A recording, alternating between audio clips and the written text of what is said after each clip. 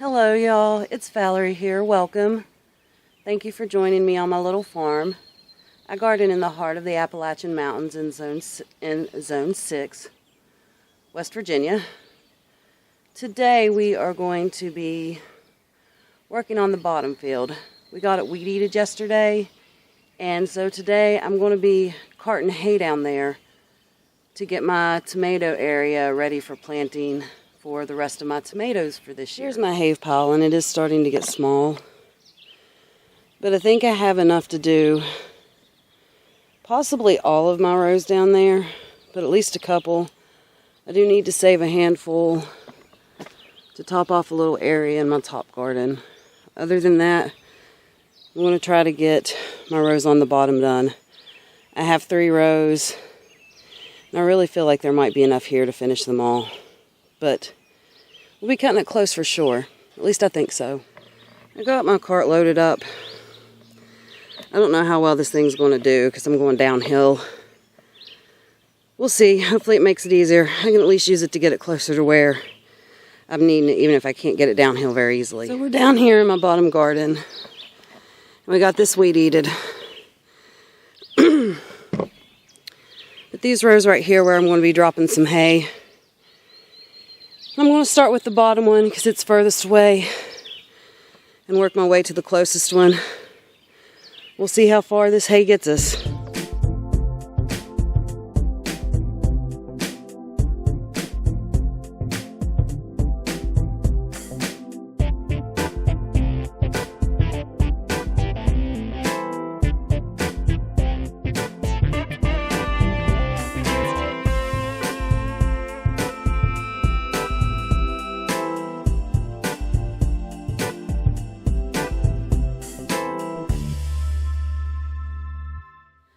Alright, I've got hay on all 3 of these rows. So now, it looks like it's going to rain. I don't know if you can see that.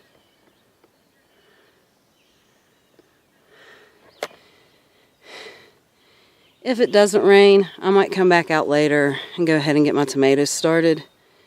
If it does rain, I will just wait until the next available opportunity.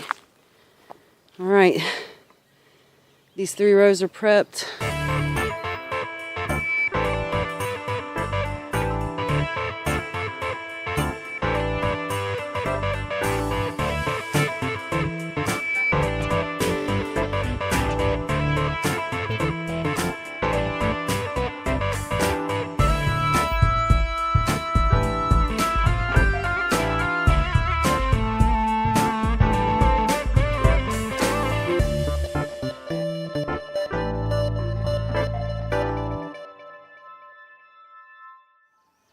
I'm getting ready to give you a tour of those tomatoes that we planted on the bottom. And I just wanted to show you these up here first. We don't have the whole area planted because some of the tomatoes germinated a little later, and so they're not quite as big. I'm just leaving them in their containers for a couple more weeks, and then I'll put those in the ground. See, here they are. Some of them are getting tall. Some of them are still a bit smaller. But they're just not quite big enough yet. I mean, I could put them in the ground. I'm going to wait, give them some time. So let me take you on a tour of what I've got planted here at the bottom. We'll start with this bottom row. Now, we don't have it all planted yet because I showed you those little baby tomatoes up there that are going to go in these spots. Hopefully I have enough room. We're going to start at the bottom here. So this one says Gunmetal Gray. I got these seeds in a seed swap, and I planted a bunch of them out. And most of them came out with normal leaves, but some of these come out with potato leaves, and they're not supposed to have a potato leaf. So I separated these ones out, and I'm growing them on to see what I get, because either they were the wrong seeds mixed in with the Gunmetal Gray, or there's some kind of hybrid that happened. Some kind of natural cross. Okay, the next one in line is Prairie Fire. This is one of my favorite tomatoes I grew last year. It is so good. This is Starfighter Beefsteak. This one is Rebel Starfighter VT-16. This one is Marsh's Starfighter Heart. These are all named after Star Wars, if you hadn't guessed. This one is Godsent. This one is Darth Mater. The Godsent isn't one of the Star Wars ones. It was the next one in line when I was planting. Queen of the Night. Orange Accordion.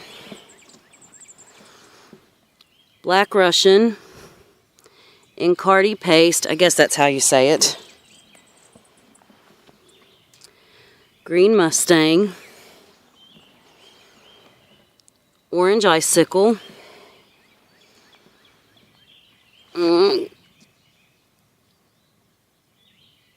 Burrentino or Pinocchio.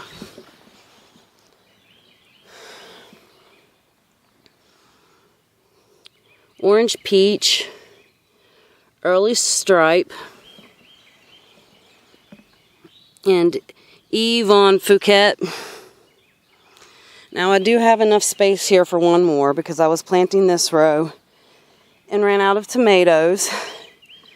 The hubby planted that row and ran out of tomatoes, and we've still got the babies to plant.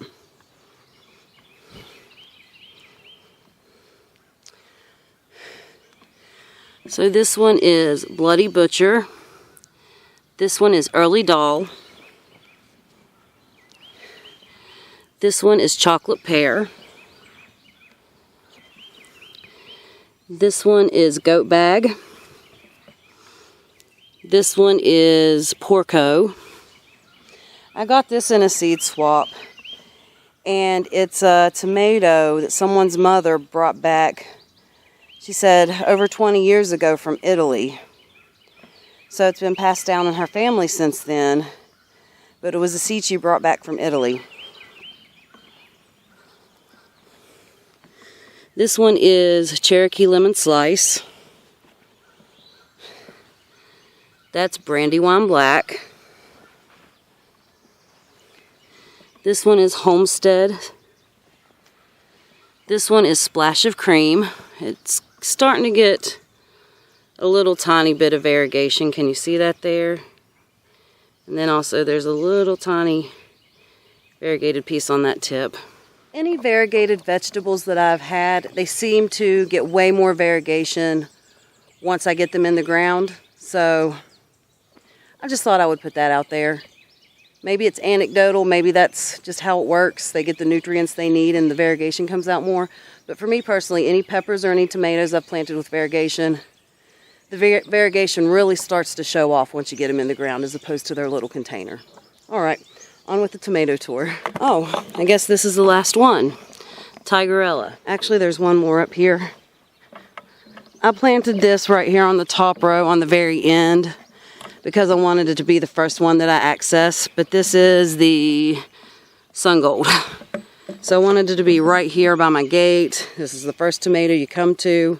These are very prolific and they taste really good. So I just wanted them to be back here where you could grab them easily as they mature. And for me, these are usually the first ones ripe.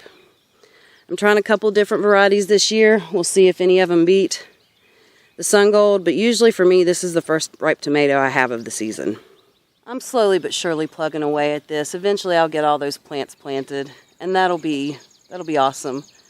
It's been very rainy, but it's also, when it's not been raining, it's been so hot and humid. Like right now, it's overcast. I am dying. It's just so humid out here, which is to be expected. Thank you guys so much for hanging out with me. I really do appreciate it so much when you guys are out here in the garden with me. It makes things a little less lonely. I will see you next time. Thanks for watching. Bye.